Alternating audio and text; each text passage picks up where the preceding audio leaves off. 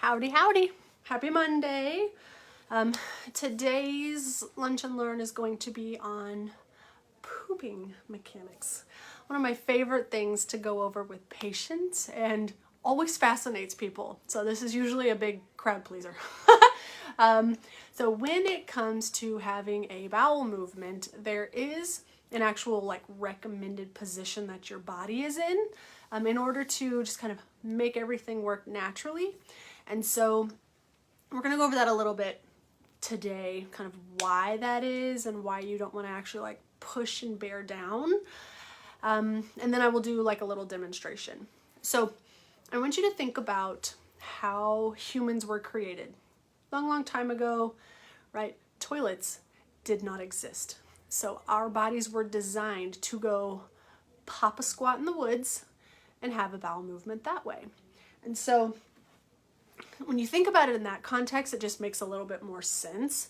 So our body is designed to have a specific muscle in the pelvic floor relax once you get into that squatted position. So this is a cross section, this might be a little bit easier, of your pelvic organs. Well, specifically female because there's a uterus there, but we've got the front, so bladder, uterus with vagina, and then the bottom portion of the colon is right here. So this would be the back, this would be the front. So it would be like I was standing sideways.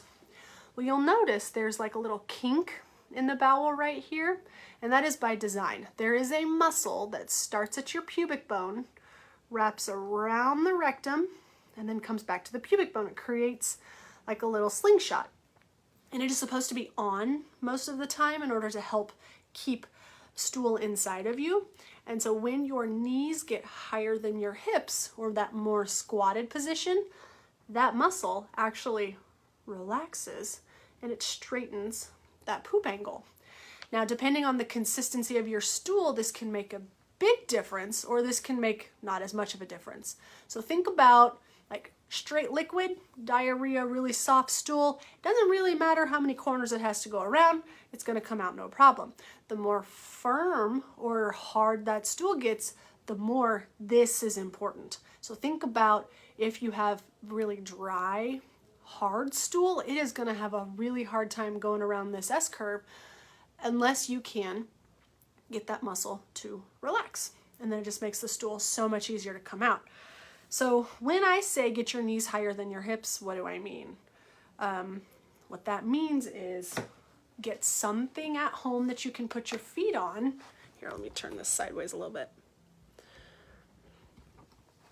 Something that you can put underneath your feet, angle it down a little bit, to get your knees higher than your hips. Now, the height of that is going to depend on a couple of things. How long are your legs and how tall is your toilet? So if you have a handicapped toilet where you're raised up higher already, you're going to need something even higher in order to break that plane of 90 degrees.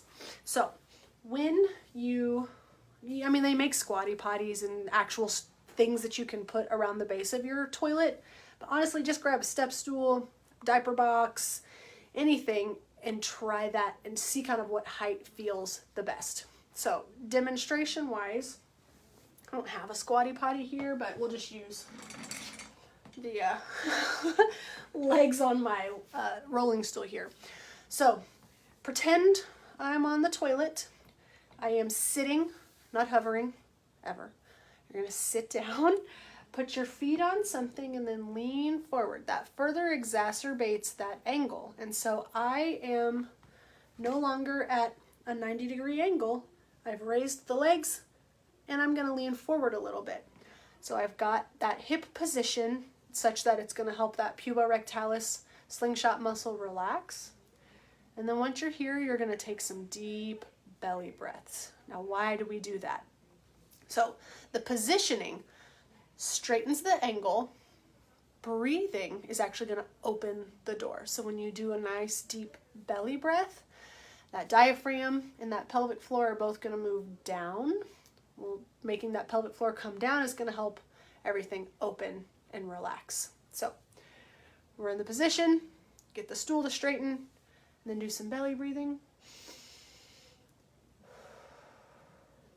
It's going to help that pelvic floor relax, and it's going to make it much easier for the stool to come out. Now, if you have pain during your bowel movement, it's going to make it more difficult to relax. You should come see me. If you have really narrow stool, more than likely that rectum is not relaxing, or that anus is not relaxing enough to get a large enough diameter for the stool to come out.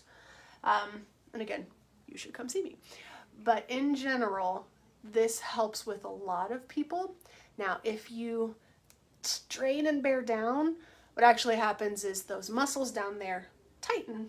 And so you have to bear down even more in order to overcome that pressure difference, putting yourself at risk for prolapse, hemorrhoids, all the things that nobody wants.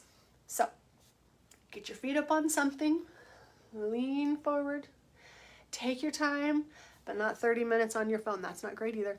And go ahead and try the bowel movement that way. And if you still are struggling with bowel movements, just the mechanics of it, constipation, anything like that, those are all things that pelvic floor therapists work on. So happy pooping.